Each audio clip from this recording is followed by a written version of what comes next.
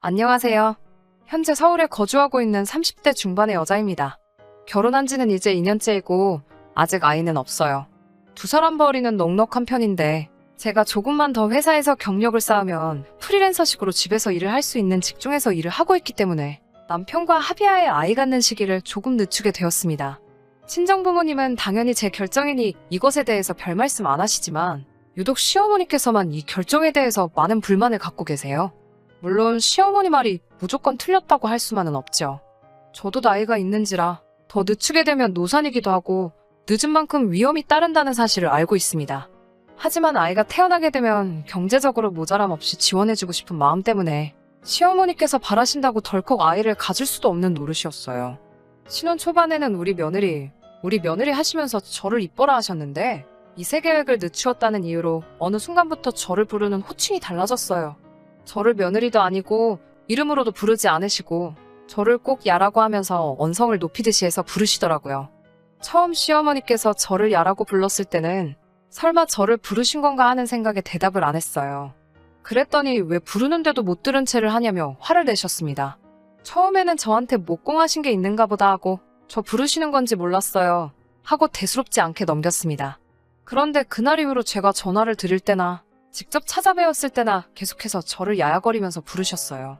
저보다 나이 어린 신우나 서방님을 부를 때나 제 남편을 부를 때도 그런 식으로 부르지 않으시는데 말이에요. 그런 상황이 너무나도 불편해서 남편에게 이러한 것들 때문에 알게 모르게 스트레스를 받는다고 털어놓은 적도 있습니다. 남편은 우리 엄마가 원래 잘 삐지는 성격이라 그런다고 얼마 지나지 않으면 스스로 풀으실 거니까 너무 마음에 담아두지 말라고 하더라고요.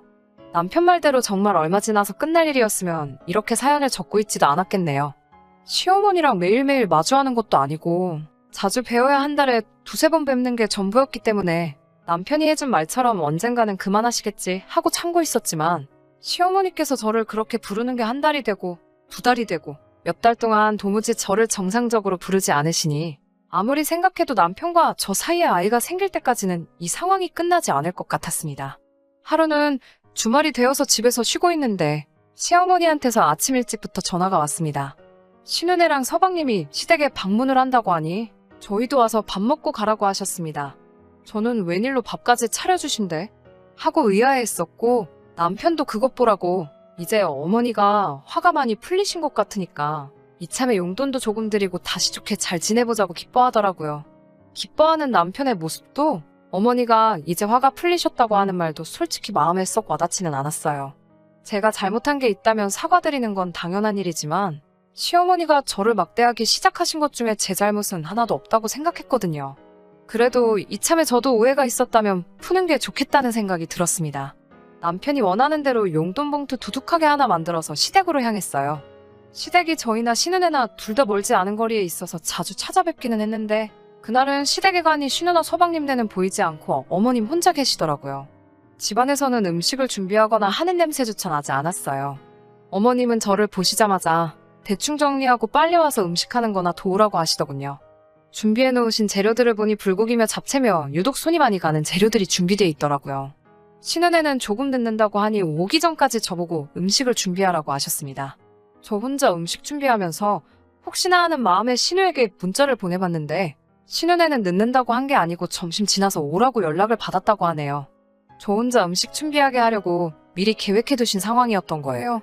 저도 어머님 혼자 일 시킬 생각도 없었고 도와드리는 것이 아무런 문제가 되지는 않았지만 일부러 저한테 일을 시키기 위해 계획을 하셨다는 그 심보가 참 고약하다는 생각을 했습니다. 음식 준비를 하는 도중에 신은혜가 도착을 했어요. 어머님께서 신우 보고 왜 이렇게 일찍 왔냐고 물으시는데 분위기를 보아하니 신우가 저희 연락에 심상치 않은 기운을 감지하고 부랴부랴 서둘러서 준비해서 온 것 같더라고요. 신우는 도착하자마자 저 혼자 음식을 준비하고 있는 주방으로 들어와 자기도 돕겠다고 나섰어요. 거실에 앉아서 TV를 보고 계시던 시어머니는 그걸 너가 왜 하니? 쟤 혼자 하라고 해. 어이야, 내가 거의 다 도와줬으니 이제 혼자 할 수 있지? 라고 하셨어요. 음식 간 보는 것 말고는 도와주신 게 없었지만 말이에요. 신우는 제 눈치를 보면서 안절부절 못하고 있었습니다. 괜히 여러 사람 불편할 필요 없겠다 싶어서 준비 거의 다 끝났으니 혼자 해도 문제가 없다고 차 끌고 오느라 고생했을 텐데 그냥 쉬라고 했어요.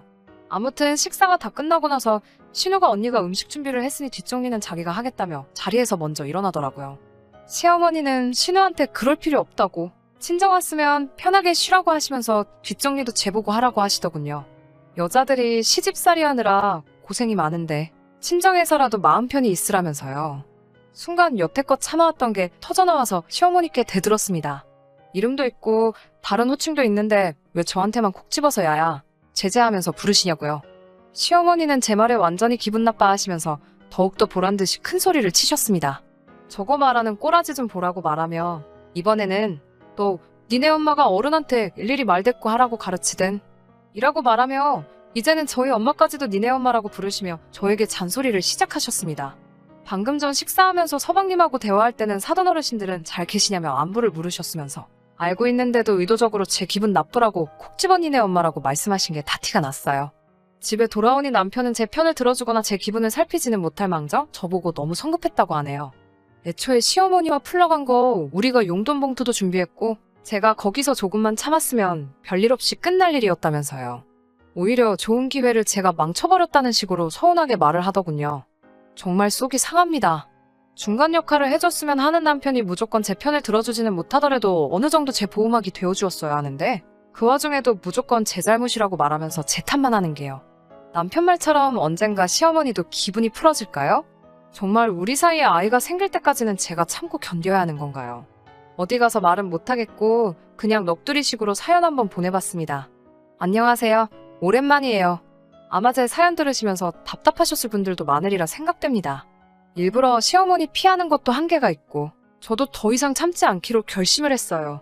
기회는 생각보다 빨리 찾아왔어요. 지난 구정 때였습니다.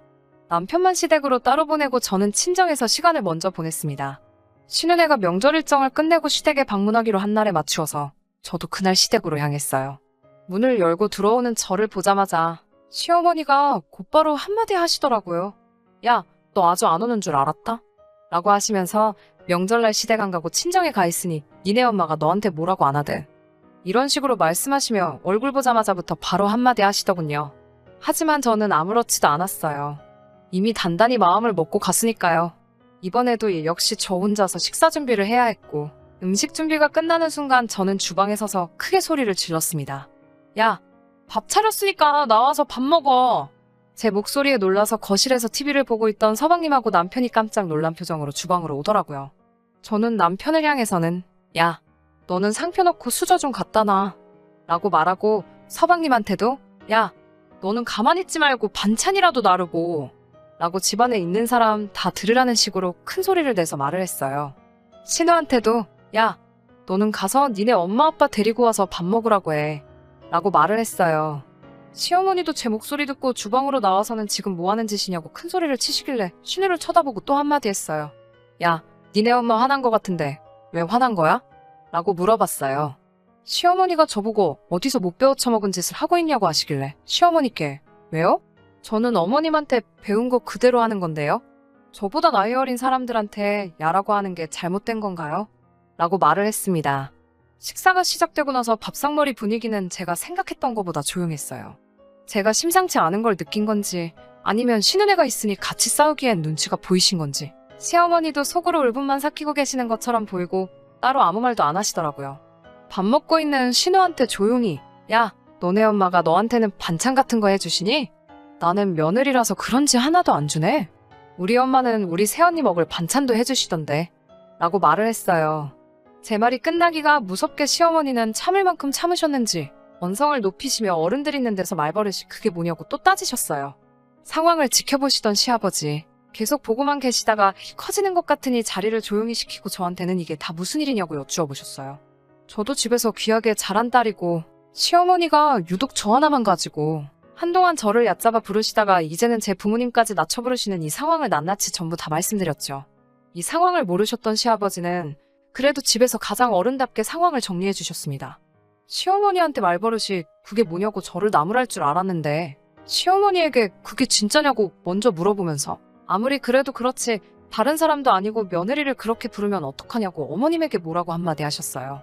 저한테도 그래도 경우가 있으니 앞으로 이런 일이 있으면 먼저 대화로 풀어보고 그래도 해결이 되지 않는다면 다음부터는 자기한테 먼저 말을 해달라고 하시더군요. 그 순간만큼은 시아버지가 제 남편보다 훨씬 든든해 보였어요. 시어머니는 제가 그걸로 그렇게 스트레스를 받고 있는지 몰랐다며 미안하다고 저에게 사과를 하셨는데, 억지 사과이긴 하지만 저에게 미안하다고 다음부터는 조심하겠다고 하시는 말씀을 들으니 마음 하나만큼은 정말 후련하고 편해지더라고요. 아무튼 저도 시어머니께 죄송하다고 사과를 드렸어요. 저도 아이를 갖는 일에 있어서 더 이상 시간을 끌고 싶은 생각이 없다고, 올해가 가기 전에 꼭 좋은 소식을 전해드리겠다고 말씀드렸어요. 그렇게 그날 사건은 훈훈하게 마무리되었습니다. 아, 그리고 신우와 서방님하고는 잘 풀었습니다. 신우도 서방님도 제가 그동안 당해오던 모습을 봐왔기 때문에 충분히 이해한다고. 처음에는 자기들도 많이 놀랐지만 아무튼 이렇게 좋게 끝났으니 다행이라고 자기들은 걱정 말라고 하더라고요. 남편도 저에게 미안하다고, 대신 다음부터는 행동에 옮기기 전에 자기한테 먼저 말해달라고 하더라고요. 진작에 말했는데 처음부터 나서서 해결해줬으면 얼마나 좋았겠냐고 한바탕 잔소리를 해줬습니다. 꿀먹은 벙어리 마냥 아무 말도 못하고 있는데 덕분에 남편한테 쌓였던 것도 한 번에 풀었어요. 최근에도 신우네와 시어머니와 같이 식사를 했어요. 누가 음식하고 누가 뒷정리하는 거 할 것 없이 밖에 나가서 외식을 하고 왔습니다. 속으로는 저를 어떻게 생각하실지는 모르겠지만 다시 저를 우리 며느리라고 불러주시는 데다가 이젠 시아버지께서도 제 뒤를 든든하게 지켜주고 계시기 때문에 걱정이 없어요.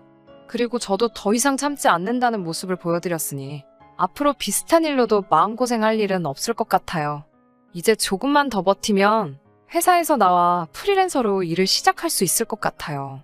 내년에는 아이도 생기고 우리 가족들이 좀 더 화목한 가족이 되는 계기가 되었으면 합니다. 모두 화목한 가정 이루시고 오늘도 좋은 하루 되세요. 끝까지 들어주셔서 감사합니다. 오늘의 사연은 여기까지입니다. 구독과 좋아요, 알람 설정 부탁드리고 더 좋은 사연으로 다시 찾아뵙겠습니다. 감사합니다.